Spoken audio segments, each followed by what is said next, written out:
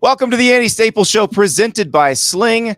I'm here with Ari Wasserman. We're in Vegas. Baby. We just watched Utah smash USC in a game that you actually predicted, though you didn't want to, because it means I don't owe you money. Mm-hmm. It means you're taking a scorpion shot. And it means that we're going to In-N-Out on Monday, I guess, for dinner.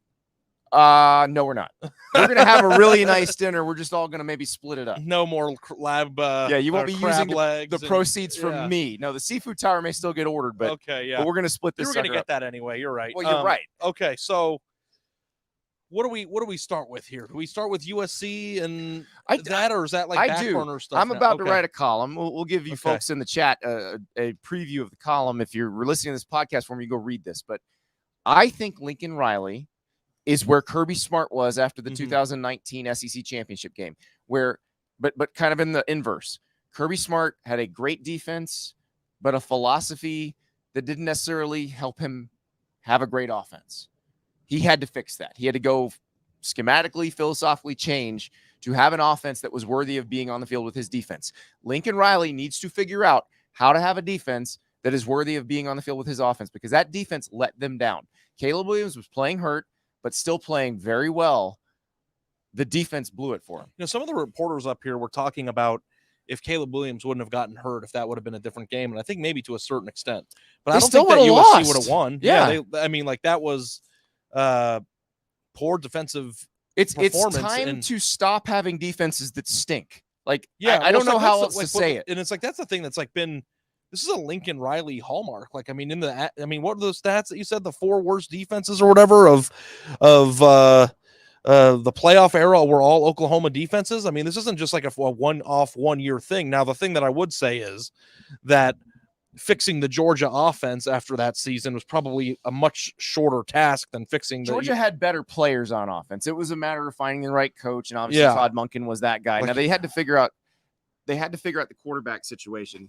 And guys, I'm sorry about the volume. We're working on the mixer here, so hopefully you let us know in the chat if we ever figure out how to normalize it or equalize it. So hopefully Ari and I are not the same. How am I sounding good now? You sound loud. No, I was apparently 8 times louder than you. So okay. Well, I just think I have a more forceful opinion tonight. Yeah, you probably do. But my opinion is that, like, if USC is going to go to the Big Ten, and USC wants to win national championships, and it's not going to the SEC, but it's going to the Big Ten now, which is, morphing into that sort of thing. You got to be cutthroat. Yep. You got to make decisions about your coaching staff. You got to be more cutthroat when it comes to how you're going to acquire talent. Like the point that you made in the press box, which I think is a really good one, was, USC's offense is awesome, but the players that they had making most of the plays, Caleb Williams, Jordan Addison, these guys, Travis Dye before he got injured, were transfers. Yeah. So go get guys on the lines, go get defensive backs like Bryson Shaw. And you may have to make a change at defensive coordinator. Like, yeah, you might have to. Kirby Smart had to fire James Coley. It had to happen. This also is year 1 at USC, but it's not year 1 of Alex Grinch. Right. He's been there. Same. Like, it's not like it's not rocket science. These are the same teams as Oklahoma. Elite offense, not average defense, not terrible defenses, and it's like theatrical the way that that tight end that threw the DB on the ground on the way to the end zone. That happened twice. Which was the worst? There was a 3rd and 20 that Utah scored on. I mean, that's the play that won them the game. And it's like the game was over I after was that. Joking on Twitter too, Andy. Like when it was 17-3, like, okay, Ohio State fans, we'll see you in the morning. We'll try again then or whatever. But like if you go back and you watch the first play of the game, the whole. I mean, I would have picked up 11. I mean, I run a 9-second 40. I think I would have picked up 14 yards. I mean, like there was nobody around until the second level. You're right. And it's just like on the first play of the game. Yeah. So, that is just, and that's why I thought Utah would win. If you go back and listen to the podcast this week, defenses like this get bitten. And, like you said, Kyler Murray and Baker Mayfield and all those, they were able to avoid it. But like this, we had a guy on Twitter during the game come at you say, I think you're wrong about what you said on the podcast. USC would definitely be within 20 of Georgia. And I responded to him like, Georgia wouldn't even have to throw against USC. Georgia, they would never have to attempt to pass. Why would they? Yeah. It was weird when Utah was starting to throw it. I mean, they got going a little bit in the second quarter. But, man, it's like in a world where you're trying to make it to the playoff, you're playing a Utah team that would be what, the 4th or 5th best team in the SEC at best. Well, lost to Florida this year, and Florida was 6-6. Blown off. Yeah. I mean, it's just like And So, it's a tough pill to swallow because Yeah. like I wanted that money, man. I want you to run me my money, you know. well, But Brandon in the chat has a great point. This game was so similar to OSU Michigan. It was crazy. Both teams out to a great start and fizzle out, get out tough. You're exactly, and we talked about this in the press box. It felt the same way, where it felt like it was starting to turn, and then the team that's built to continue punching you in the mouth, it just starts rolling downhill on you. Yeah, and it's like that, like we said, Utah is like the best team of the Big Ten West right now. Yes. You know, and it's like the best team in the Big Ten West is a marginally worse version of what Michigan is now. Can you imagine Lincoln Riley bringing this style of team, this good of an offense? Well, I'll give you this good of an offense, but this good of an offense and this bad of a defense to Madison to play Luke Fickell's Wisconsin in November in 2024. Yeah, no, I mean, I don't know. Now, it's a shame because they have the best talent maybe in the sport this year, you know, in Caleb Williams. Right. The best singular player. Best singular player, not best overall talent. Yeah. And it's like, here we are now, you know, backdoor. And I do think it is funny, like the parallels that got Ohio State in. The games were very similar. The way that Utah beat. To answer some of your questions, Ohio State is in. Yeah. I don't know if people are debating that or not. And, you know, that's going to upset some people. Some people are tired of Ohio State. Some people don't think they deserve it. They don't. But that's the reality of this season. There's one great smashing clipboards tonight. Yeah, it's Kirby Smart. Yeah, no, I mean, like again, I wrote a column on Tuesday saying that Georgia was the other loser of the Michigan-Ohio State game. People really misunderstood. People really got angry at me. You know, I'm a homer. I'm an asshole. I get it. Whatever you have to say. But Georgia is playing a harder route now to the playoff as it stands than Michigan is. And they're the number one seed, and that's to the national title game. Michigan at number 2, if they play presumably TCU as we sit here and record this, that's a much easier first-round matchup than having to play Ohio State, regardless of what you think it is. Just from a talent standpoint, there's only one other team in the playoff that can match up with Georgia athletically, and that's Ohio State. Now, is Georgia going to beat Ohio State? I believe that they will, and I think it might be even handily. But if Ohio State gets healthy and they play really well, that's the thing. There is a way.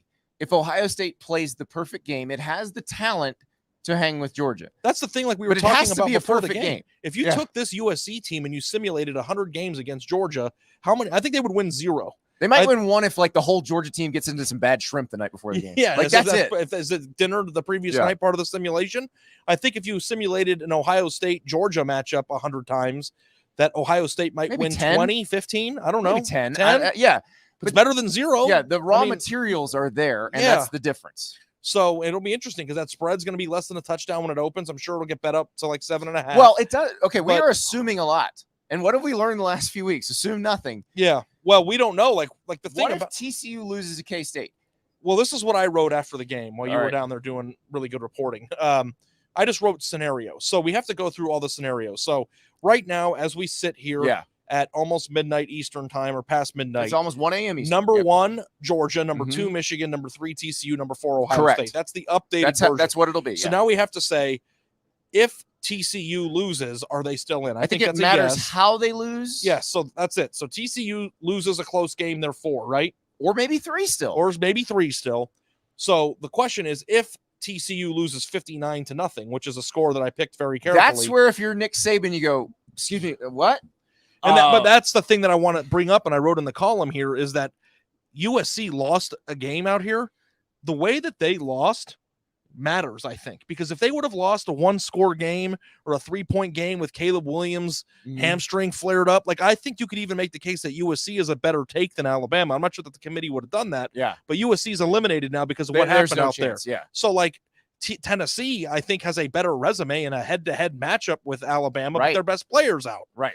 So like the only other viable candidate right now is Alabama. So who do you take? A TCU team that's lost? Kirby Smart is in Athens going, no, none of this. What? None if of we this. end up with a Ohio State, Michigan, Georgia, and Alabama playoff, why do we, like, people are gonna be like, why do they play the games? But it's like, who's the other candidate? That's actually probably the most entertaining playoff. It is the most entertaining, but who? Now, I want TCU to get in, even if they're 12-1. But if you're upset about that playoff, but I don't know that they will, depending on how. Yeah. I think that TCU is in really good shape. Yeah, I think they could lose by 10. Going to win. I think they're going to win the game. I don't think. The thing I wonder about the game is they know what happened here tonight. If that takes off a little edge, you know, like it's human nature. I mean, with that team, like that team has been through everything at this point. I don't it's just a thought. But let's just say Yeah. TCU loses the game by 12 or 10. Yeah. it's a reasonable They're loss. still in it 4. They're still in 4. But then what do they do with the seeding? Is Ohio State and Michigan playing in Fiesta Bowl? Yes.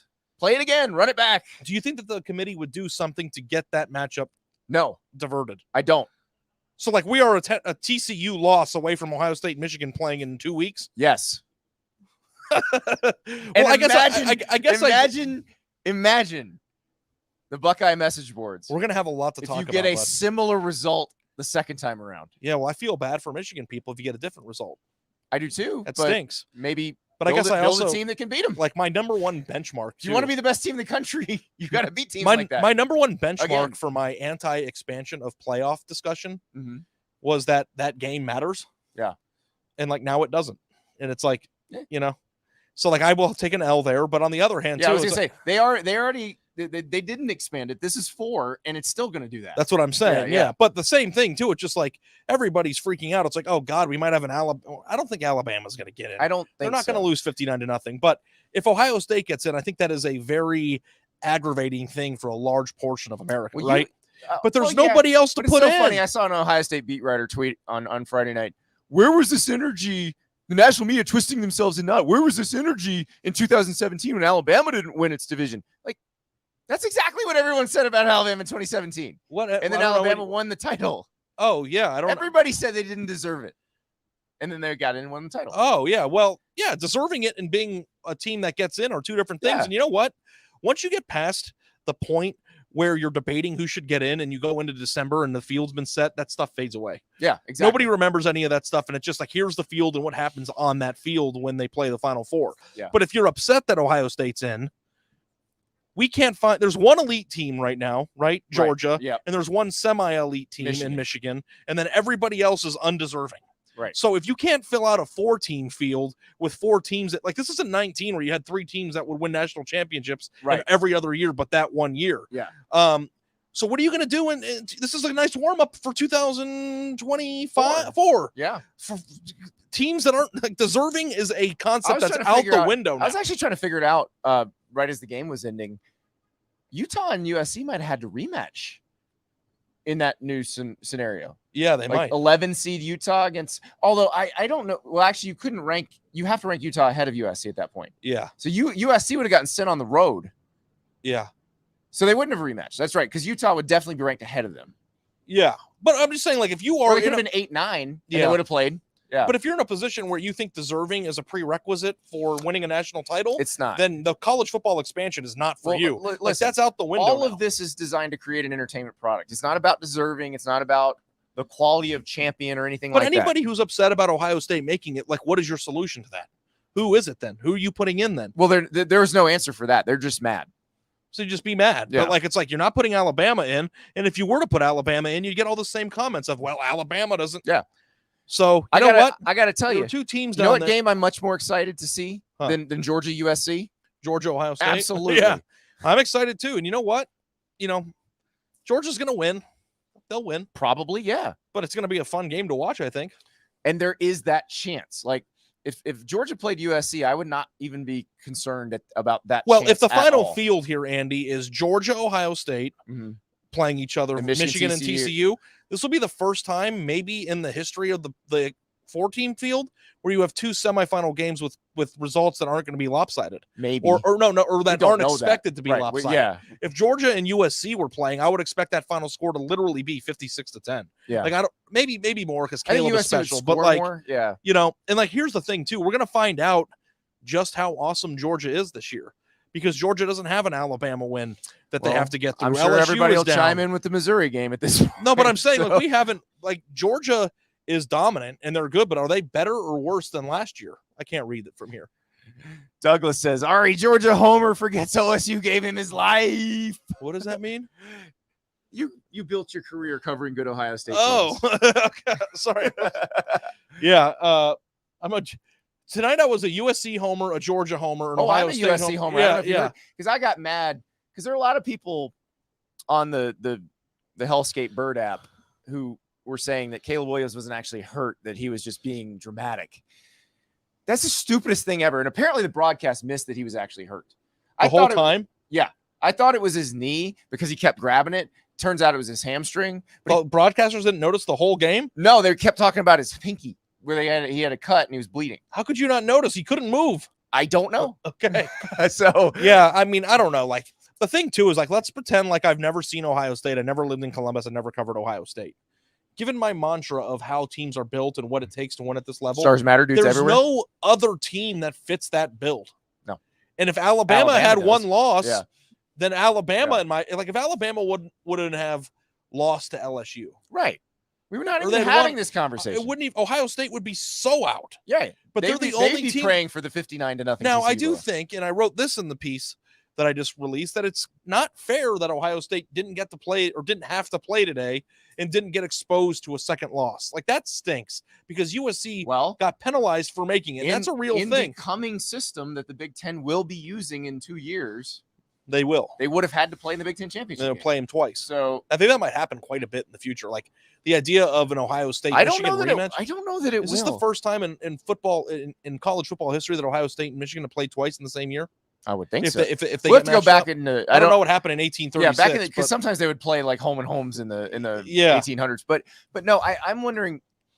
But it could happen like every other year. USC's in there. Luke Fickell's in the Big Ten now. Penn State's recruiting well. Yeah, I'm not sure it's going to be the every year occurrence that we. I think it could be every 5 out of 10 years. Oh yeah, absolutely. So like it's 5 out of every 10. I don't think so. Half of the years. I don't think so. The way that I guess in the new world maybe not with all these new coaches. Yeah. But it would have been, how many times would it have been that way in the last 10? Probably half, right? About that. No, well, not because remember Harbaugh wasn't there for all of it. So you got some Brady Hoke years that, is there 7? They would have been there. So, but it is an interesting thought, and I don't have a problem with Ohio State being in there. I don't know. I really don't know why anybody would. They're a very good team with really good players. It will be a more fun game than you would have gotten from Georgia and USC. These are the two best matchups as they stand as we record this going into the game. Right. Again, we don't know if Georgia winds up playing. Or who knows? Maybe LSU beats Georgia and knocks them off a seed line. Maybe. So that's the thing too. We have to make it clear that Michigan's game and Georgia's game are meaningless tomorrow. Other than for pride of winning conference, they're both already for in. seeding though. But they're in. There's no way that either of those two teams are out. Seeding. But like if Georgia were to lose to LSU somehow, what would they fall to? 2. So Michigan and Georgia would flop. If TCU's 13 or 0, flip, but it doesn't matter because remember the difference between 2 and 3 is jersey color. Right. So, yeah, it wouldn't. Georgia would go to that other bowl against probably TCU, and then Michigan would play Ohio State. Is there anything that Michigan can do or Georgia can do to change the 1-2 without either of them losing? Michigan wins 46-10, and LSU and Georgia struggles. I can see that Georgia because we talked about that after Michigan beat Ohio State might get week. cute with that to avoid the matchup. Now, the one thing I will say is, if this were to somehow happen, if Ohio State beat Georgia somehow, and Michigan won, watching those two teams play in the national championship game would be quite the spectacle. That would be something. But these are things that are all on the table right now. And you know what? You had a team down there that controls its own destiny coming into the game, and they didn't do it. And you know what? I think that they were exposed for who they are. That was exactly the team they showed us to be all season. It's not like we saw anything that was uncharacteristic of what they were. So I asked Lincoln Riley after the game, I said, does something need to change philosophically or schematically so that you can put as good a defense on the field as you put offenses on the field? And he didn't even touch it. He just went into, well, here's what we did wrong in the game, blah, blah, blah. Well, let's get back into that for a minute. I know we don't want to go for 3 hours, but what is the steps then for you, like for them to do that? Is it recruiting? Is it portal? Is it both? Coaching? Okay, it's personnel and coaching. It's a love it or list it type situation. Yeah, it's philosophy first. Philosophy and when I say philosophy, I don't necessarily mean scheme. I mean, how do you practice? How much do you hit? How much do you tackle? They need to be tackling as much as Georgia tackles in practice. They need to go do some best practices research, go find out what Georgia does, go find out what Alabama does, go find out what Michigan does. Yeah. And do that. Toughness, right? Yeah. Is it a toughness thing? I mean, that maybe go find out Utah's defense isn't that great either, but at least not this year, but they'll hit you. But Georgia, Michigan, Alabama, right now, those are the teams that play that style of defense. Go figure out exactly. I almost fell right into this camera. That would have been funny. That would have been great. Yeah, those teams also have better players than them on defense. Their defense, but they can get better players. It's USC. They can get better players. I'm not worried about that. That part will take care of itself, I think. Yeah. So I think, I think so. They just don't have as much options with the big fellas. It's not as easy as fire Alex Grinch and hire a different DC. Lincoln Riley has to decide what he wants to be as a football program. Does he want to have this incredible flashy offense that can't win a game when maybe a quarterback gets hurt because their defense will always let them down? Does he want to have a team that gets smoked by truly elite teams because they don't have a defense that can play against an elite offense? Yeah, and this is a question that's existed for him for years. This is every team he's ever had. And now that you're at a new place, it seems new, but it's not a new issue. And you have to look yourself in the mirror if you're Lincoln Riley and go, what do I need to do? Because this isn't and this is why you can't blame it on being new here. Because Oklahoma was exactly the same way. Whereas, how many people on his staff were Oklahoma staff this year? Well, the entire defensive staff for the DC, right? And the other thing is, I would have accepted early in Oklahoma him saying, well, I got saddled with Mike Stoops as the DC because that's when Bob stepped down at a time when I couldn't make staff changes. Because remember, Bob stepped down in June of 2017. So, you couldn't change anything for 2017. You probably should have changed something for 2018. He ended up making that change after the Texas game. But that's the thing. But again, it doesn't matter who you have in that role if the head coach does not decide he wants to philosophically be a tough football team. Yep. Yeah. It's like that seems like the most easy layup that you would have to do, but it's not easy. It's not easy to practice that way and still have everybody be healthy. It's actually a pretty tough it goes down from defensive coordinator to strength coach to personnel to attitude. I mean, it's like a 4-prong. It's a giant. It's a philosophy question. That's why I asked it the way it is. Now, Billy Witz from the New York Times asked the next question, and I think Lincoln Riley took it differently than it was intended. Billy's question, and Billy maybe didn't phrase it exactly the way he wanted to, but he goes, yeah, you guys tackling. Do you practice that? And then he goes, or do you practice trying to force turnovers? And what he was trying to ask, you could tell, was, do you prioritize trying to create turnovers over trying to get the guy on the ground? Yeah. And Lincoln goes, I'm not even going to dignify that with a response. I think if the question had been asked in that way, it's something Lincoln actually probably would have thought about and answered. But what he heard was, do you even practice tackling? Which, I mean, I think there were probably some fans asking that question during the game. I think I saw they had like 25 missed tackles in this game or something like that. It was brutal. It was every play. The 3rd and 20 touchdown was brutal. And then when the tight end just tossed the guy at the 10-yard line, how does that tackle get made? No, that was just like, all right, well, maybe that was when that happened, it was grown-ass man play. The Happy Gilmore scene. Better luck next year. That was a grown-ass man play. Yeah. So, wow, what a day. Well, all right, dude, I feel like we just got here, and tomorrow, I think it's going to be crazy. It's going to be great. Wait, before we do this, before we get into tomorrow, I want to do this now because we're 23 minutes into this and we haven't done this right. Yeah. Kyle Whittingham's freaking awesome. Yeah. Kyle Whittingham has done an incredible job. He took Utah and he won Utah's golden ticket. Urban Meyer certainly helped. Urban Meyer was the first one to coach a BCS buster, and Utah got into the Fiesta Bowl. But then Kyle Whittingham took over and never looked back. He got them into the Pac-12. He created a program that not only could be in the Pac-12 and compete in the Pac-12, but could win the Pac-12. They've won it 2 years in a row. He deserves a ton of credit. These Utah players deserve a ton of credit because they could have cashed this thing out. There was a time it didn't look like they were going to be in this game. The winner of the conference is not leaving. No, they are not. And I turned over to Antonio during the game. I was like, it kind of stinks that USC is going to the Big Ten, from a fan consumption standpoint, because it would have been cool. Super weird. It is weird to have Oregon and USC and Utah and them just being like the flavor of the West Coast, Yeah. And it's cool to see that as they're leaving. And you're seeing it in the Big 12 too. The teams that are bolting aren't the ones that are winning the conference right now. Nope. So you still have teams that can be tentpoles of these conferences as they try to navigate into and that's what we keep talking about, what Oregon and Washington will do when they are leading this conference.